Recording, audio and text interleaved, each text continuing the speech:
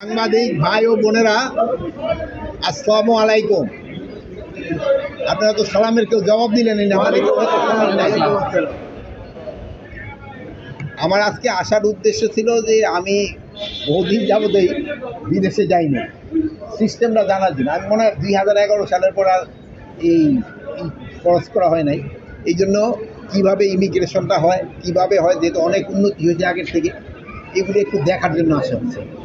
তা আমি দেখে গেলাম এটা আগের থেকে অনেক উন্নতি হয়েছে এবং এই যে উন্নতির ধারাটা যেন অব্যাহত থাকে, এটি আসার উদ্দেশ্য। এই পরিস্থিতির জন্য যারা দায়ী, এই জন্য কিন্তু আমি কয়েকজন আপনারা জানেন যে কী করা হয়েছে, সাসপেন্ড করা হয়েছে, কাউরে অ্যাটাচ করা হয়েছে এবং একটা ইনকোয়ারি কমিটি করা হয়েছে। ইনকোয়ারি কমিটিতে মনে হয় 3 দিন কার্য দিবসের ভিতরে তাদের রিপোর্টটা সাবমিট করতে বলা হয়েছে এবং ওই রিপোর্ট সাবমিট করার পরেই যারা এটার জন্য দোষী তাদের এগেস্টে আইনানুগ ব্যবস্থা নেওয়া হবে। আমাদের কাছে এরকম কোনো নিষেধাজ্ঞা পাঠাইছে কিনা আমি জানি না। বিভিন্ন মিডিয়া ছাপা হয়েছে, বিভিন্ন মিডিয়ায় তো অনেক সময় ভাই আপনি অনেক কথা একটা শোনেন, অনেক কথা বলেন, কিন্তু আমার কাছে এই ব্যাপারে কোনো কিছু নাই। আপনি যেহেতু বললেন, আমি আবার ইনভেস্টিগেশন করে থেকে এসপি অফিস থেকে যদি স্বরাষ্ট্র মন্ত্রণালয়ে কোনো কাগজ পাঠাইছে আমার জানা নাই। এই জন্য কিন্তু একটা ইনকোয়ারি কমিটি করা হয়েছে, যেহেতু ইনকোয়ারি কমিটিটা এটা পুঙ্খানুপুঙ্খানু দেখে এটার বিরুদ্ধে একটা আইনানুগ ব্যবস্থা নেওয়ার জন্য বলবে এবং এটার জন্য যারা দোষী তারা কেউ আইনের আওতায় তাদের শাস্তি পেতেই হবে। এটার জন্য তো প্রক্রিয়া সবসময় জারি আছে। আপনারা জানেন ইন্টারপোলের আচ্ছা ঠিক আছে, যেহেতু উনি তো সাইডে, এই জন্য ইন্টারপোলের মাধ্যমে আমরা তো চেষ্টা করতেছি।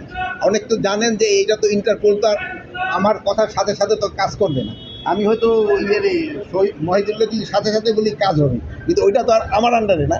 ওইটা তারা সময় হয়তো তারা তাদের আইন কানুন মতো তারা ব্যবস্থা নেয়। আপনারা সাধারণ মানুষের যেন দুর্ভোগ না হয় এই জন্য কিন্তু আপনারও ব্যবস্থা করতে, সবাইকে কিন্তু আপনারও সচেতন করতে পারেন। সবারই দাবি দাওয়াটা যদি রাস্তা ছেড়ে এমন জায়গায় করে যেখানে জনগণের ভোগান্তি না হয়, ওই জায়গায় করতে পারলে সবচেয়ে ভালো। এই ব্যাপারে সবচেয়ে বেশি আপনারা আমাদের সাহায্য করতে পারেন। আপনারা যদি জনগণকে সচেতন করেন এবং যারা তাদের দাবি দেওয়াগুলি আমি অযৌক্তিক কারো বলবো না, তাদের যদি যৌক্তিক দাবি থাকে প্রপার জায়গায় করলে সবচেয়ে ভালো।